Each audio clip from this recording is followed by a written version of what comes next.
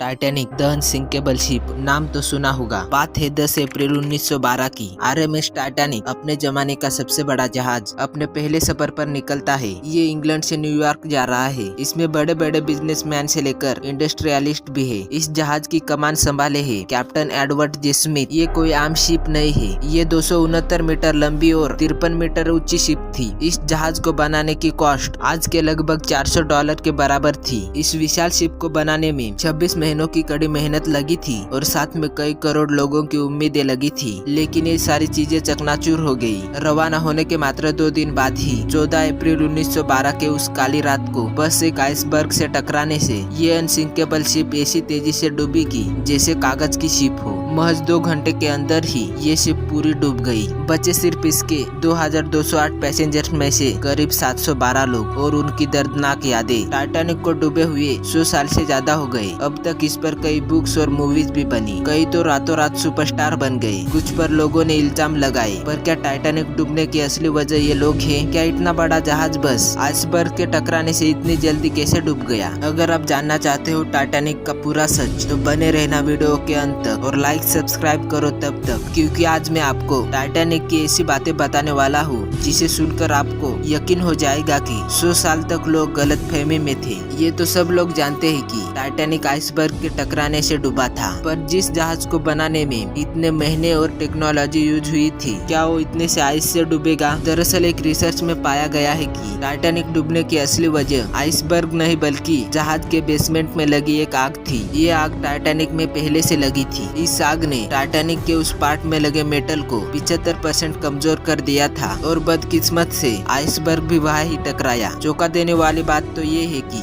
जो लोग टाइटैनिक के प्रोजेक्ट में इन्वॉल्व थे उन्हें यह बात पहले से पता थी, पर तब तक 80% टिकट बुक हो चुके थे। पर इस आग के बजाय बहुत सी ऐसी चीजें थी जो अगर ना होती तो टाइटैनिक ना डूबती और इतनी सारी मासूम जाने ना जाती। सबसे बड़ी लापरवाही और बदकिस्मती वेनाकोलस का ना होना। हर शिप पर कुछ लोग वेनाकोलस लेकर चारों ओर चौकन्ना होते हैं। उन्हें कोई खतरा नजर आता है तो वो कैप्टन को बता देते हैं, पर टाइटैनिक पर ऐसा ना हो सका। टाइटैनिक पर भी वेनाकोलस थे, पर वो ऑफिसर्स के बजाय किसी लॉकर में बंद थे। इस लॉकर की चाबी किसी डेविड ब्लेयर नामक ऑफिसर के पास थी, जिसे लास्ट मिनट पर रिप्लेस कर दिया था और दुर्भाग्यवश ऑफिसर चाबी देना भूल गया और ये बात टाइटैनिक चलने के 3 दिन बाद सामने आई। अगर ये वेनाकुलस उस रात होते तो ऑफिसर्स उस आइसबर्ग को पहले ही देख लेते और ये पूरी ट्रेजेडी ना होती। यही नहीं, जब लोगों को लाइफ बोट में बैठाया गया तो सीटिंग अरेंजमेंट में भी बहुत लापरवाही की गई। हर लाइफ बोट में 35 सीट होती है, पर पहले उतारे गए लाइफ बोट में केवल 27 लोग ही बैठाए गए। इन छोटे छोटे लापरवाहियों के कारण उस रात 1500 से ज्यादा लोगों की दर्दनाक मौत हो गई। हम किसी पर दोष नहीं दे रहे, जो होना था हो गया। होने को कोई टाल सकता है क्या? आपकी इस वीडियो के बारे में क्या राय है? हमें कमेंट में जरूर बताएं और ऐसे ही वीडियो के लिए सब्सक्राइब प्लीज।